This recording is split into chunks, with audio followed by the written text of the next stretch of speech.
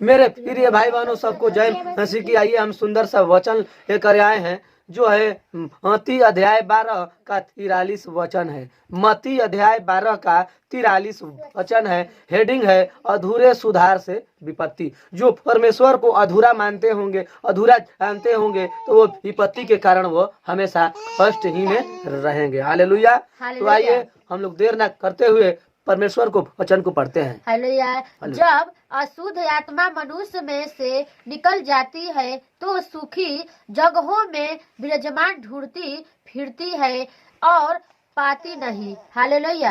Hallelujah. जब अशुद्ध आत्मा मनुष्य में से निकल जाती है तो सुखी जगहों में विश्राम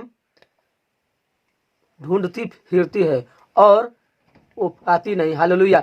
जब लोग मनुष्य होते हैं, संसार में देवी देवताओं को पूजा करते हैं और उनको कष्ट दूर नहीं होता है तो परमेश्वर यीशु को ग्रहण करते हैं। और जब ग्रहण करते हैं तो उनके अंदर से अशुद्ध आत्मा सब निकल जाती है तो वो विश्राम ढूंढती है कि मैं कहाँ जाऊं कि हमको विश्राम मिले। वो तो व्यक्ति प्रभु यीशु को ग्रहण करके अपना जीवन को मुक्त कर लिया। अब आगे देखिए होता क्या है। हालेलुया। तब कहती है मैं अपने उसी घर में जहाँ से निकली थी लौट जाऊंगी और लौट कर उसे सुना झाड़ा बुहारा और सजा पाती है। हालेलुया। हालेलुया। तब कहती है वो जो दुष्ट आत्मा थी जो मनुष्य के अंदर थी, जब यीशु को मनुष्य ने ग्रहण किया तो छोड़कर वो भटकने लगी कि हम कहाँ जाऊं। तो वो दुष्ट आत्मा सोचती है कि मैं उसी में जाऊं जहाँ से मैं निकली थी, लौट कर जाऊंगी और लौट कर उसे सुना झाड़ा फुहारा और सजाया आती है। जब वो आती है उस व्यक्ति के पास, उस तो व्यक्ति परमेश्वर का साथ था, इसीलिए उसको सजाया मिलती थी और उसको ताड़ना मिलती थी। हालेलुया।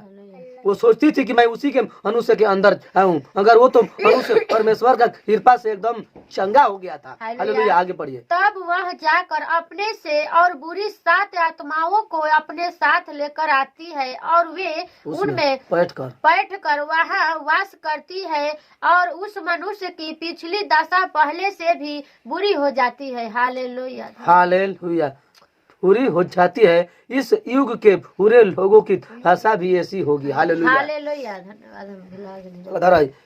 तब वह जाकर अपने से और बुरी 7 आत्माओं को अपने साथ ले आती है और वो दुष्ट आत्मा क्या करती है, जब यीशु मसीह दुष्ट आत्मा को उस मनुष्य के मन में से निकाल कर फेंक देते हैं तो वो दुष्ट आत्मा अकेले हो जाती है, भटकती है कि मैं उस मनुष्य के अंदर में कैसे जाऊं। मगर वो दुष्ट आत्मा क्या करती है कि अपने साथ में और 7 दुष्ट आत्माओं को इकट्ठा करती है और अपने मन में इकट्ठा होकर वो क्या करती है कि जब 7 को आदमी इकट्ठा होंगे तो थोड़ा जोर बल होगा, तो 7 दुष्ट आत्माएं इकट्ठी होकर फिर उसी में आत्माओं के अपने साथ ले आती है और वे उसमें बैठ कर वहां वास करती है। फिर जहाँ से निकली थी और वो तो अकेला हो गया और 7 दुष्ट आत्माएं उसमें जाकर फिर से बैठ गई। हालेलुया। और उस मनुष्य की पिछली दशा पहले से भी बुरी हो जाती है। वो क्या करता है, वो मनुष्य तो सोचता है कि हम तो यीशु मसीह के भक्त हो गए, अब तो हम मानते हैं, अब तो दुष्ट आत्मा चली गई, अब तो आएगी नहीं। तो मेरे प्रिय भाई बहनों, दुष्ट आत्मा एनी टाइम आपको इंतजार करती है कि कब तुम